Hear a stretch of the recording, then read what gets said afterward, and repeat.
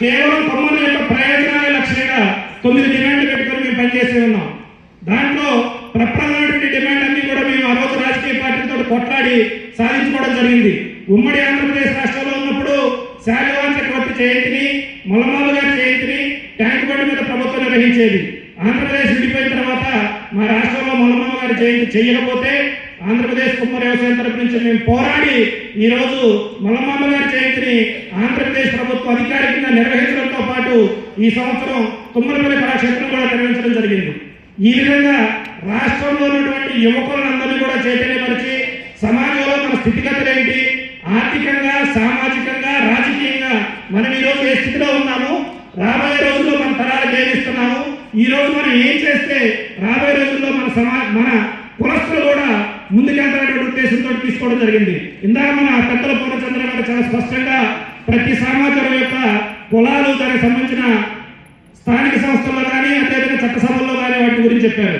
నేను ఇక్కడ ఒకే విషయం చెప్తున్నాను. ఒక ఎమ్మెల్యేగా, ఒక ఎంపీగా, ఒక ఎమ్మెల్సీగా మనం రావాలంటే మనకున్న అర్హత ఏంటని చెప్పి మనం కూడా ప్రశ్నించుకోవాలి. ఈ రోజు ఉన్నటువంటి రాజకీయ పరిస్థితుల్లో ఒకటి ధనబలం, రెండోది జనబలం. ఈ రెండు ఉంటే మాత్రమే ఏ రాజకీయ పార్టీ అయినా సరే కానీ మనకి పిలిచే అవకాశాలు ఇస్తుంది. ఇక్కడ గెలిచినటువంటి సర్పంచ్ అందరూ కూడా స్థానికంగా వాళ్ళకు ఉన్నటువంటి జనబలంతో గెలిచారనే మాట వాస్తవం. కులాలకు అతీతంగా వాళ్ళు చేసిన సేవా కార్యక్రమాలు కానీ, సమాజంలో వాళ్ళకున్న గుర్తింపు కానీ ఈరోజు వాళ్ళందరూ ఒక ప్రెసిడెంట్గా గెలిచి ఈరోజు ఇక్కడికి వచ్చారు. అదేవిధంగా నేను చెప్పేది ఒకటే, ఏదైనా ఒక పదవి సాధించాలంటే ముందు దాని అర్హతను మనం సంపాదించుకోవాలి. మనం పెట్టేటువంటి మీటింగ్లు 100 మంది 200 మందితో కాదు, 10,000 మందితో, 50,000 మందితో, 1,00,000 మందితో పెట్టాలి. ఈ రోజు ఒక ఎమ్మెల్యే గెలవాలంటే 50-20 కోట్లు కావాలి, ఒక ఎంపీ గెలవాలంటే 100 కోట్లు కావాలి. మరి అటువంటి విధంగా ఈ రోజు రాజకీయాలు మారినప్పుడు ఒక రాజకీయ పార్టీ తీసుకెళ్ళి మన చట్టసభలో కూర్చోబెట్టదా? మనం ఏదైనా సరే విషయాన్ని చాలా ప్రాక్టికల్ గా ఆలోచించాలి. మనం ధనబలవన్నా తెచ్చుకోవాలి, లేదంటే జనబలవన్నా తెచ్చుకోవాలి. ప్రత్యక్ష రాజకీయాల్లో పోటీ చేయాలంటే ఈరోజు గ్రామీణ స్థాయిలో ఒక సర్పంచ్గా పోటీ చేయాలంటే చాలా ఖర్చు పెట్టుకోవాల్సిన పరిస్థితుల్లో మనం దాన్ని చాలా ఇప్పుడున్నటువంటి పరిస్థితులకు అనుగుణంగా మనం ఆలోచించుకొని ఏ విధంగా మనం చేసుకుంటా పోతే చట్టసభలో అడుగు పెడతాం అనేది మనం గుర్తించుకోవాలి. ఎందుకు చట్టసభలో స్థానం చాలా ముఖ్యమంటే ఈరోజు మనం ఏం చదవాలో డిసైడ్ చేసేది ప్రభుత్వాలు. మనం ఏం తినాలి, మనం ఏం కట్టుకోవాలి, మనం ఏం నడవాలి, మనం ఎలా ఉండాలో ప్రతిదీ కూడా ఈరోజు మన రాజకీయాలు శాసిస్తూ ఉన్నాయి. మనం చాలా మంది అనుకుంటా ఉంటాం, ఈరోజు నేను చదువుకున్నాను, నేను సమాజంలో డబ్బులు సంపాదిస్తాను అనుకుంటున్నాం. కానీ సామాజికంగా నీ పరిస్థితిని ఒకసారి ఆలోచించుకో.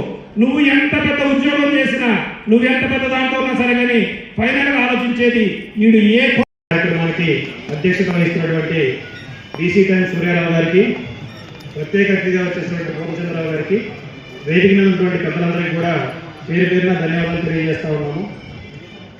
ఇక్కడ ఒక ప్రధానమైన అంశాన్ని మనం చాలా స్పష్టంగా గుర్తుపెట్టుకోవాలి. మనకి మన అస్తిత్వం అనేది చాలా ముఖ్యం. నా అస్తిత్వం ఏంటంటే నా పేరు కాదు, నా అస్తిత్వం అనేది నా చరిత్ర ఎక్కడి నుంచి వచ్చింది, నా చరిత్రలో పుట్టిన గొప్పవాళ్ళు ఎవరు, వాళ్ళు ఆ రోజు ఏం చేశారు, నేనేం చేస్తున్నాను, రేపు నా భవిష్యత్తు తరాలకు ఏమి ఇస్తున్నాను అనేది మాత్రమే నా అస్తిత్వాన్ని తెలియజేస్తుంది. నా అస్తిత్వం ఏంటంటే పాల సముద్రం చిలుకుతున్నప్పుడు అమృతం వస్తే కల్తీ లేని పాత్రలో నన్ను పట్టుకుంటే అమృతం అటువంటి సద్గుణాలన్నీ ఉన్నాయన్నప్పుడు దక్ష ప్రజాపతి విష్ణు చక్రాన్ని కుమ్మరి సాయిగా మార్చి కుండను తయారు చేసి ఆ కుండలో అమృతం యొక్క సద్గుణాలన్నీ నిలిపినటువంటి వ్యక్తి ప్రజాపతి వంశస్థుని నేను. ఈ అఖండ భారతదేశాన్ని అయినటువంటి శాలివాహన చక్రవర్తి వారసుని, శాలివాహన శ్రేష్ఠ సృష్టికర్త అయినటువంటి శాలివాహన వారసుని నేను. పురుషాధిపత్య ప్రపంచంలో కేవలం బ్రాహ్మణులు, ఆధిపత్య కులాలు మాత్రమే సంస్కృతంలో రామాయణాన్ని, మహాభారతాన్ని రాస్తున్నటువంటి కాలంలో మహిళలు బయటకు వచ్చి చదువుకోవడానికి కూడా భయపడినటువంటి సందర్భంలో ఆడవాళ్ళు అబల కాదు సబలాన్ని నిరూపిస్తూ రామాయణాన్ని సంస్కృతం నుంచి తెలుగులో రాసినటువంటి మొలమాంబ వారసుని నేను.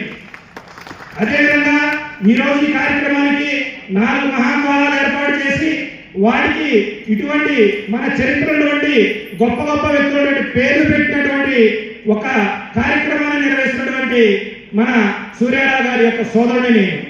నా అస్తిత్వం అంటే కేవలం నా పేరు, నాకున్న హోదాను, నాకున్న డబ్బు, సమాజంలో నాకున్న పలుకుబడే కాదు. ఈ సమాజంలో నా కులస్తులు ఉన్నటువంటి స్థితిగతులు ఏదైతే ఉన్నాయో అది నా అస్తిత్వం. నేను చెప్తా ఉన్నాను, యువకులు కూడా నేను కూడా చెప్తా ఉన్నా, మీరందరూ కూడా రాజకీయాల్లోకి రండి. ఒకప్పుడు ప్రభుత్వ సంస్థల్లో, ప్రభుత్వ కాలేజీల్లో మనకి సంఘాలు ఉండేవి, ఏది విద్యార్థి సంఘాలు ఉండేవి, ఉద్యోగ సంఘాలు ఉండేవి. ఇప్పుడంతా కూడా గవర్నమెంట్ వ్యవస్థలన్నీ మారి ప్రైవేటీకరణ పోయిన తర్వాత ఎక్కడా కూడా సంఘాలు లేవు. దీనివల్ల ఎవరికి కూడా నాయకత్వం అనేది బలంగా లేకపోవడం వల్ల మన సామాజికాన్ని కూడా చాలా వెనకబడిపోతున్నాయని మనకి చాలా చాలా వాస్తవం.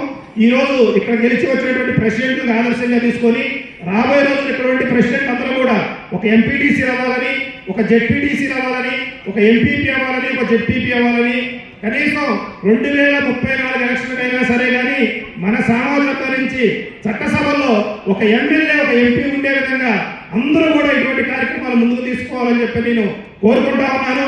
ఈ రోజు నాకు ఈ అవకాశం ఇచ్చినటువంటి సూర్యారావు గారికి, అదేవిధంగా ఈ కార్యక్రమానికి తనకు సహాయ సహకారం ఇచ్చినటువంటి కమిటీకి అందరికి కూడా పేరు పేరున ధన్యవాదాలు తెలియజేస్తూ సెలవు తీసుకుంటున్నాను.